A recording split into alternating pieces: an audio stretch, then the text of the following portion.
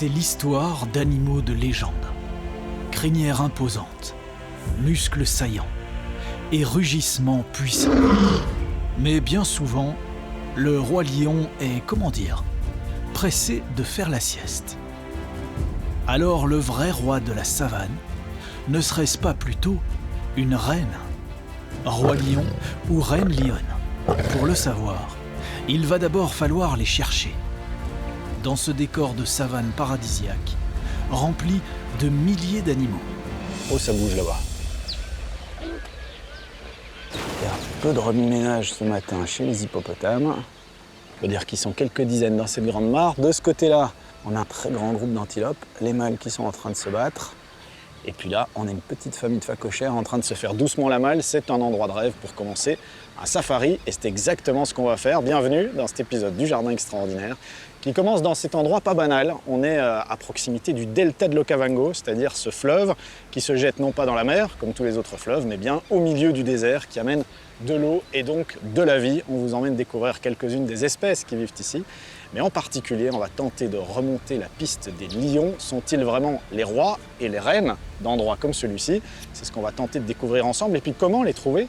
Parce que c'est loin d'être évident, contrairement à ce qu'on pourrait croire. Et ce qu'on pourrait parfois voir à la télé, eh bien trouver un lion n'est pas si simple. On va essayer de le faire ensemble.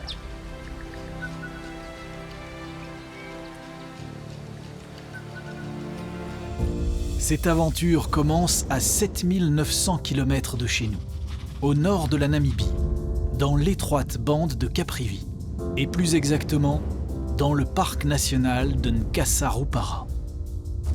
Voisine du delta de l'Okavango, la région est extrêmement sèche la plupart de l'année, jusqu'à l'arrivée des pluies et de cette rivière qui se jette donc dans le désert. Me voici embarqué dans ces paysages désertiques où chaque véhicule qui passe semble écrire sa propre histoire dans le sable.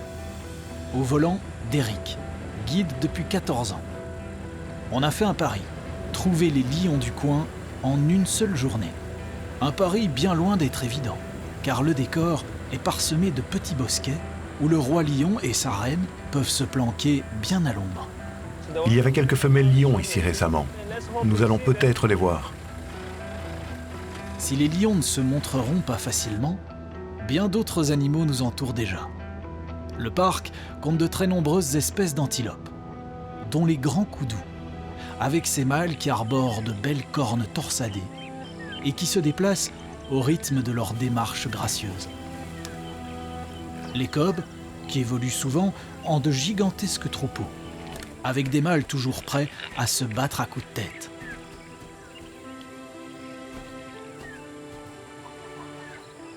Leurs cornes paraissent bien légères pour affronter des lions. Mais contrairement aux apparences, ces antilopes ne semblent pas être des proies faciles. Elles sont un peu rapides pour les lions, mais eux sont assez rusés pour les chasser dans les marais. Donc ils peuvent tenter leur chance sur ces antilopes et même parfois les avoir. Mais ça ne fonctionne pas très souvent.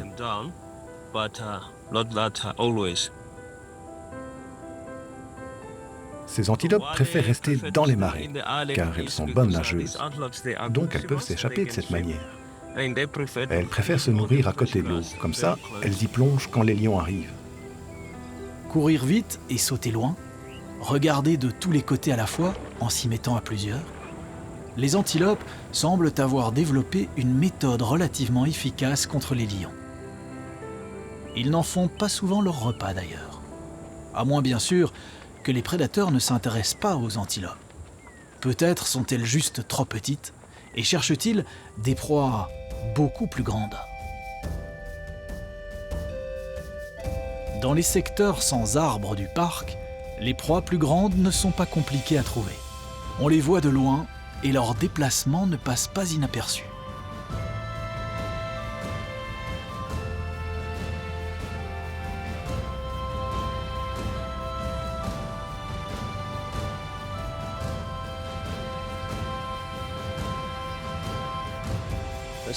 Regarde, il y en a encore plus là-bas, à gauche.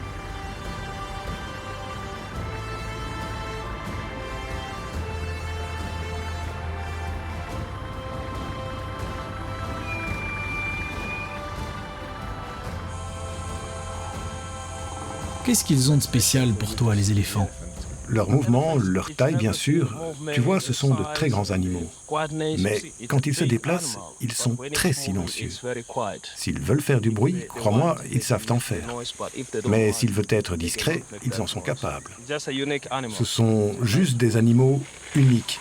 Dans cette savane un peu maigrichonne, le moindre arbuste se transforme en festin pour toute la famille. Ils mangent tout le temps, non? Oh oui, les éléphants passent presque 95% de leur temps à manger. Même pour dormir, ils n'ont que quelques heures. La plupart du temps, c'est manger, manger et encore manger.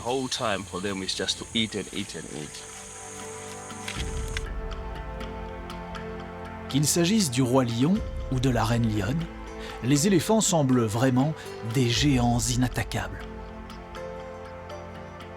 Est-ce que les lions prédatent des éléphants par ici? C'est très très rare, mais il y a quelques années, on a eu 2-3 attaques de lions sur des bébés éléphants.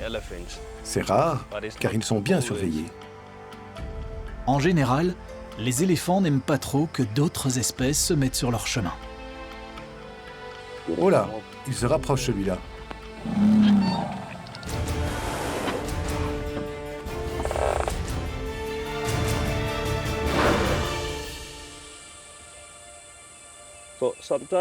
Parfois, ils font une charge d'intimidation, juste pour tester si ce qu'il y a sur leur route peut bouger. Mais si on ne bouge pas, ils passent juste leur chemin et ils continuent.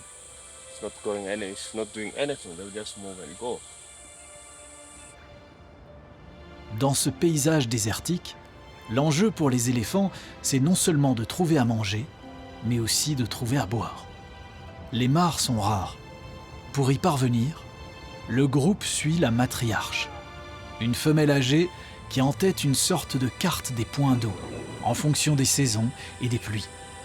Des plus petits aux plus grands, les éléphants ont tous besoin de s'abreuver.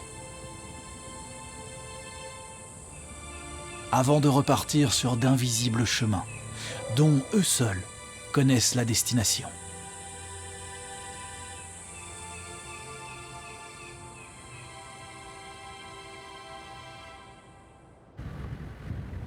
Pendant que nous reprenons la route, toujours sans avoir vu les lions, perdu dans mes pensées, je me souviens d'une scène que j'avais filmée quelques années plus tôt au Kenya.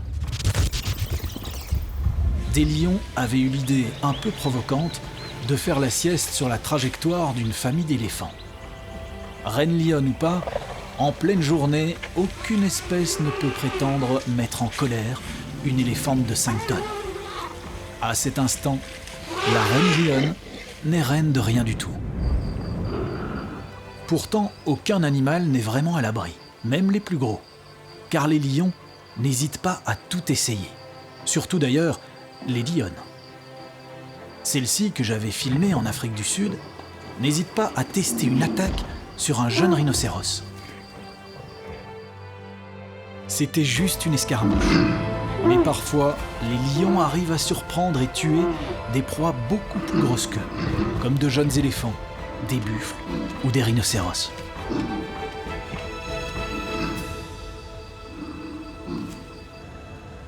Revenons à notre quête. Si les antilopes sont trop rapides et les éléphants trop puissants, que reste-t-il comme proie aux lions? Et pourquoi pas des babouins?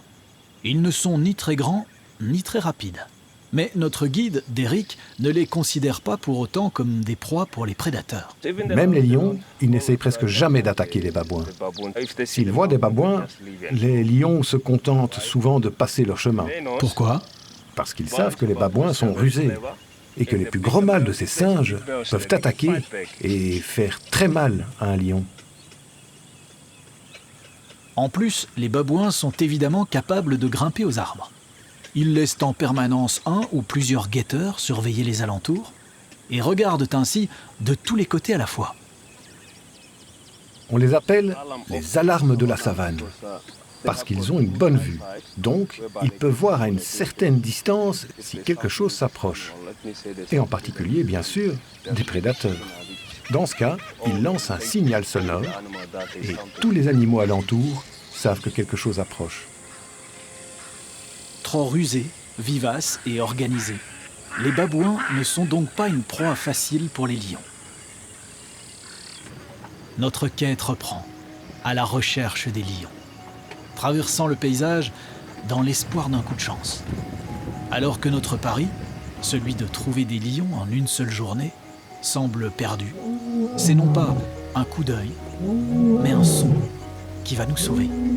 Au loin, un double rugissement. Il nous faut poursuivre hors des pistes battues et nous diriger au son, dans l'immensité désertique du parc de Nkassa-Rupara.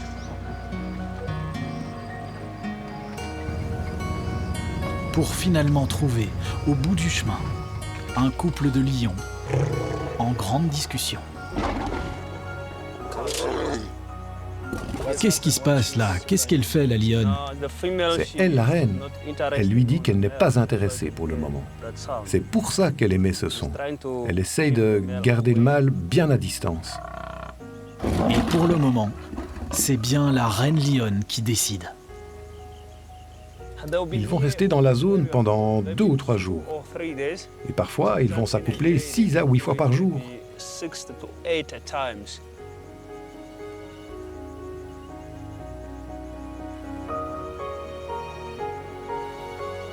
C'était donc inutile de suivre les proies potentielles du lion.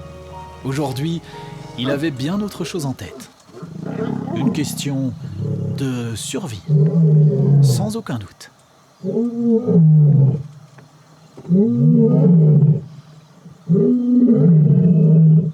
Leurs amours recommenceront donc autant de fois que nécessaire, car les lions sont beaucoup plus fragiles qu'on ne le pense.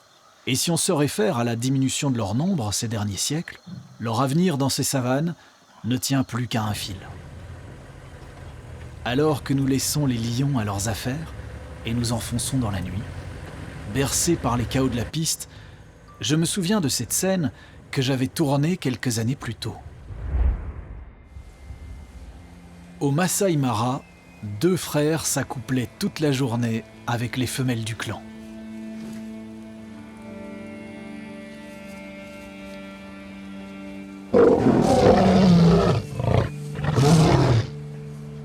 Pendant que le 3e frère, lui, un balafré appelé Scarface, rugissait seul au début de chaque nuit.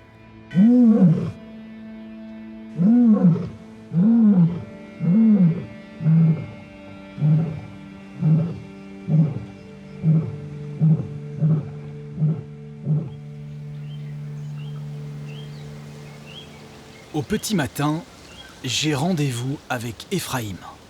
Il veut me montrer un autre roi de la savane. Un baobab. Un arbre qui semble à la fois être un lieu de rendez-vous et un grand livre de souvenirs. Pourtant, ce baobab n'est pas fait de bois. C'est un géant de papier. Tu vois, ça ne ressemble pas à un arbre.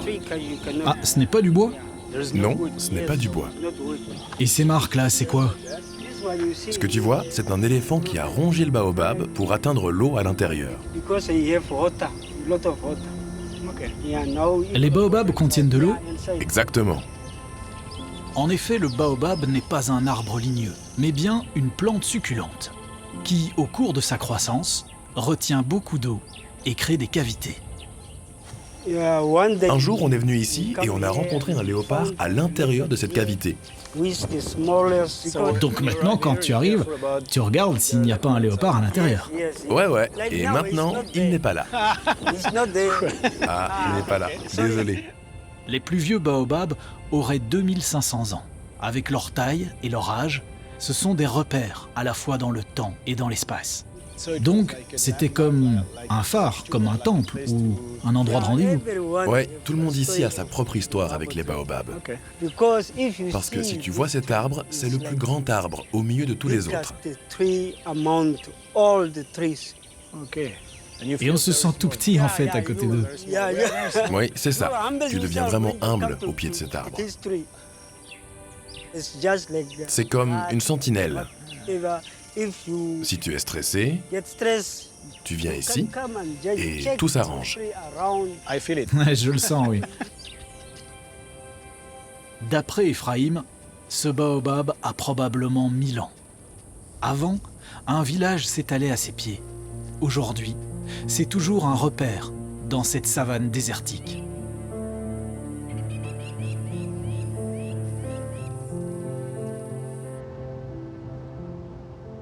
Ephraim m'emmène vers un grand trou d'eau.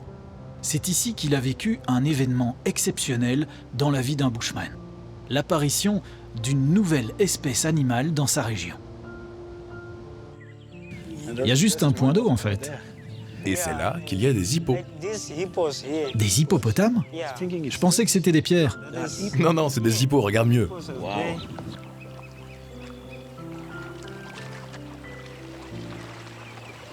Mais comment donc ces animaux aquatiques sont-ils arrivés à cette mare perdue, dans cette étendue désertique? Nous, on est des bushman. On n'avait jamais vu des hippopotames de notre vie.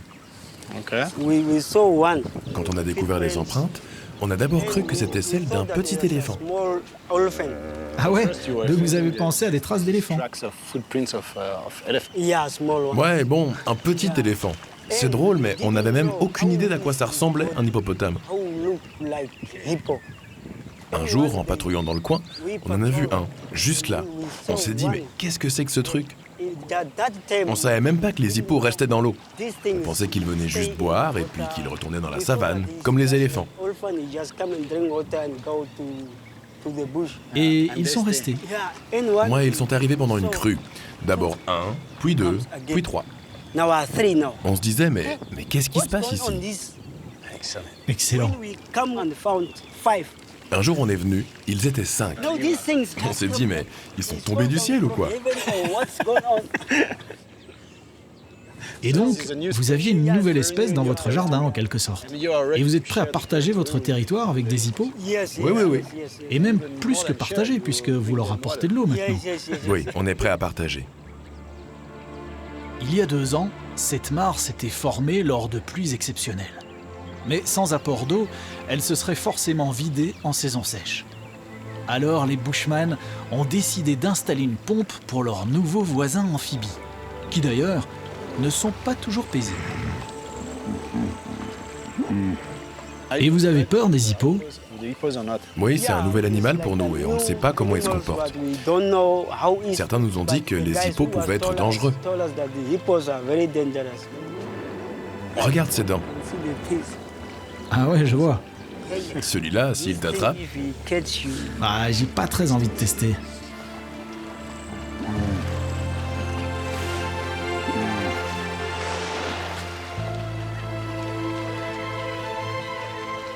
Donc vous donnez de l'eau à des animaux que vous savez dangereux pour vous. C'est vraiment sympa et courageux.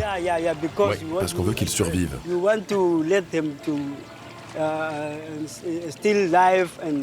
Et maintenant, on est même très content qu'ils soient là. Et puis, qu'est-ce qui peut encore se passer? Les hippopotames sont arrivés, peut-être que l'année prochaine ou dans le futur, ce seront les crocodiles qui vont arriver.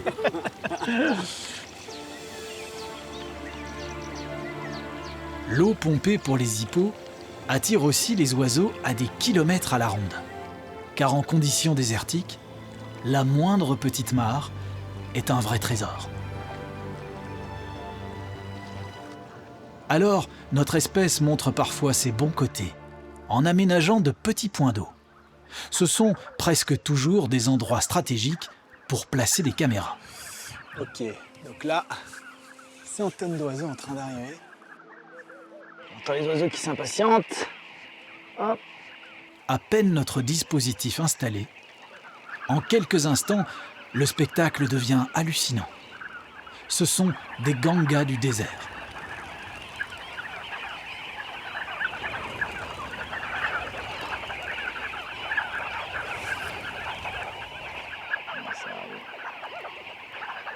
Ils arrivent là vraiment par milliers.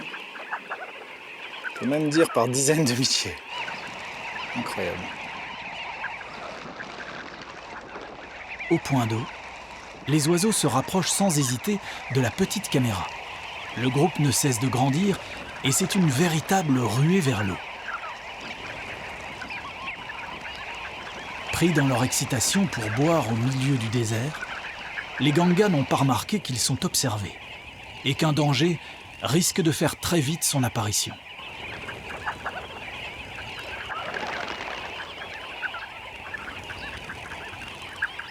Dans un arbre qui surplombe la mare, j'ai repéré un rapace, embusqué dans les branches. Il planifie patiemment son attaque. Et soudain, inévitablement, l'assaut est lancé. Pour tenter de faire échouer l'embuscade, les oiseaux décollent tous en même temps, compliquant le choix du prédateur qui doit viser une proie en particulier. Mais le rapace semble avoir disparu. L'attaque en réalité a été fulgurante. Le prédateur est déjà de retour sur son perchoir et déguste son repas.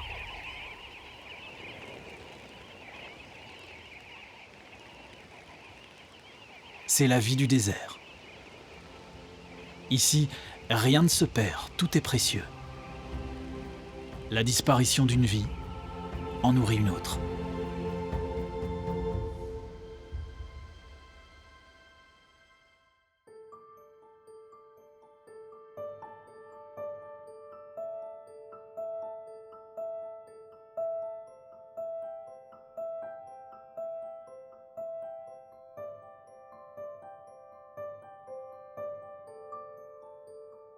Au 3e jour de notre expédition dans le parc national de Nkassa-Rupara, en Namibie, c'est Shane qui est aux commandes. Il sait bien que les lions ont parfois des trajectoires beaucoup plus simples qu'on ne pense. Ils adorent par exemple suivre les mêmes pistes que les voitures. C'est beaucoup plus confortable pour leurs coussinets délicats. Alors Shane et Derrick, le ranger qui l'accompagne, trouvent facilement quelques empreintes. Ils sont allés par là. L'air de rien, il y a un peu de tension dans l'air. Les empreintes sont fraîches. Les lions ne sont certainement pas loin. Ça, c'est sa patte avant gauche. Et tu peux voir alentour qu'il y a aussi des empreintes de lionceaux. Ok, continuons et croisons les doigts. Avec les températures qui dépassent les 40 degrés, les lions restent à l'ombre la journée et vivent la nuit. Alors on tente à nouveau de chercher leur proie potentielle. Et cette fois-ci, on semble bien en avoir trouvé une.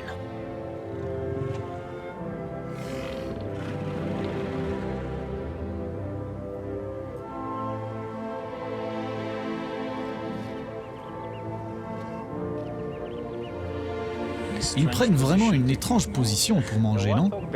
En fait, la tête des phacochères est vraiment lourde. C'est compliqué pour manger au sol.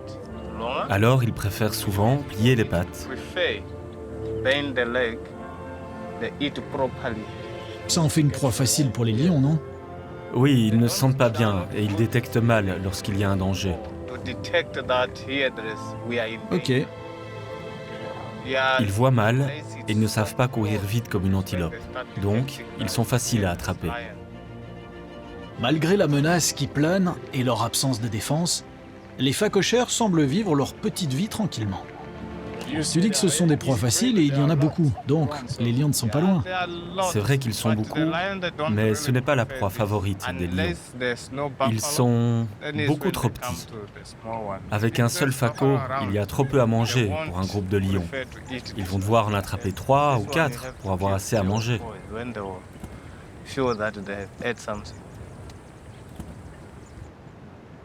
Si un phacochère c'est trop petit comme repas et un éléphant c'est trop grand, que reste-t-il aux lions comme proie préférée? Des buffles, peut-être. Ça tombe bien, ce n'est pas ça qui manque dans la région. Vu du drone, on en compte plusieurs centaines. Vu du sol, on n'a aucun mal à deviner leur puissance collective. C'est vers nous qu'ils regardent, là? Ton rire est nerveux, non? Non, là, ils s'en fichent de nous. Ils se sentent forts en grand groupe. C'est plus dangereux quand ils ne sont que 2-3 vieux mâles. Là, ils risquent d'attaquer. Mais ce groupe n'est pas agressif envers nous. Et donc, c'est ça le menu favori des lions? Oui, c'est vraiment leur proie favorite. Mais c'est très difficile d'avoir un buffle. Un troupeau comme ça, c'est une belle opportunité quand même. Quand les lions arrivent, les buffles se mettent à courir. Le dernier, c'est le plus faible, et ce sera le repas des lions. Mais s'il y a juste 4-5 grands mâles de buffles, alors les lions n'osent pas, parce que ceux-là, ils sont forts et ils vont se battre. Un lion ne peut pas tuer seul un grand buffle, ils doivent être 2 ou 3. Et puis parfois ils perdent. On a déjà retrouvé plusieurs fois des lions tués par des buffles.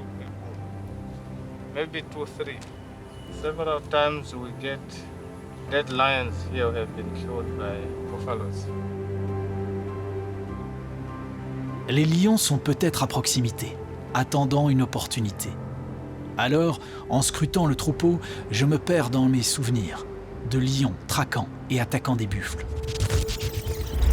Je me souviens d'avoir vécu cette scène exceptionnelle et qui se termine miraculeusement bien. C'était au Masai Mara, il y a quelques années. Un jeune buffle venait de naître et quelques minutes après sa naissance, il était déjà encerclé de lions, sentant la proie facile. La mère buffle tentait de repousser les lions, mais quand elle courait d'un côté, les lions attaquaient de l'autre. Par chance pour le bufflon, il s'agissait de jeunes lions peu expérimentés. Malgré leur inexpérience, les lions crurent plusieurs fois gagner la partie. Mais la mère buffle n'abandonna jamais. Et plusieurs fois même, le jeune buffle se retrouva carrément dans la gueule des lions.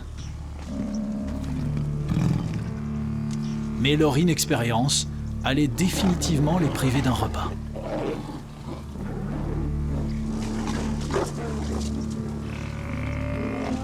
Au moment où tout semblait perdu pour le jeune buffle, le miracle se produisit.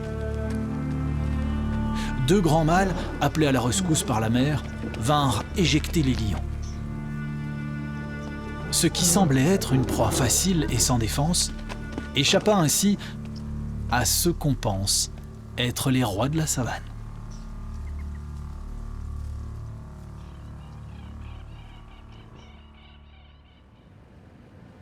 Retour à notre quête. Alors que la journée s'achève, tout à coup, Shane accélère.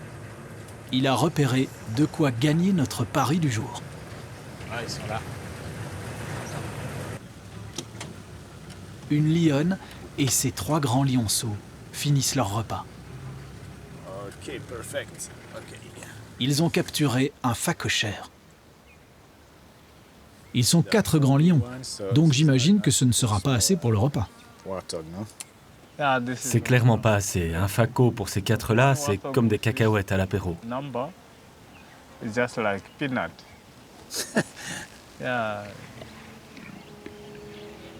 Dans un cas comme celui-ci, ce que la mère a probablement fait, c'est qu'elle a dû ramener la proie sans tout à fait finir la chasse.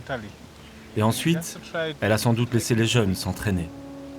C'est pas gentil, mais c'est la meilleure méthode pour qu'ils apprennent à chasser par eux-mêmes et donc à survivre. C'est comme ça qu'elle peut juger s'ils sont prêts, s'ils sont autonomes ou s'ils ont encore besoin d'entraînement. Et en quelques minutes, en effet, il ne reste plus grand-chose de ce maigre repas. Qu'est-ce qu'il fait là?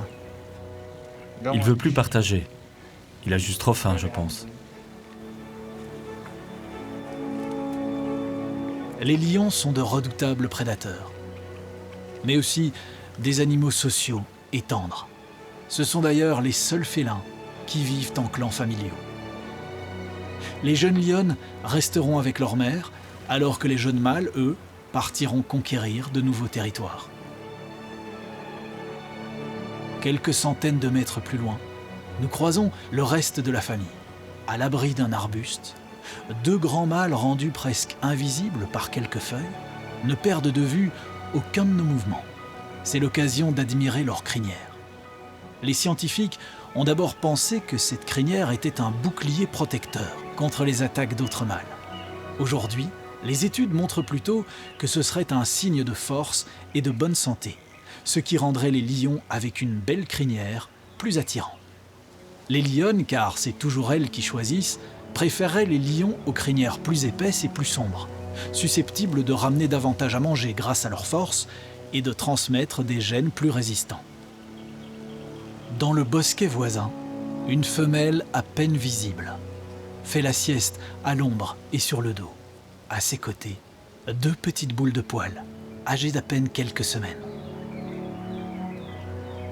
Ils représentent l'espoir de tout un clan, dont on a longtemps pensé qu'ils étaient les rois de la savane, mais dont on sait aujourd'hui que quelle que soit la puissance de leur rugissement, la taille de leur crinière ou la force de leurs muscles, la chasse n'est jamais facile.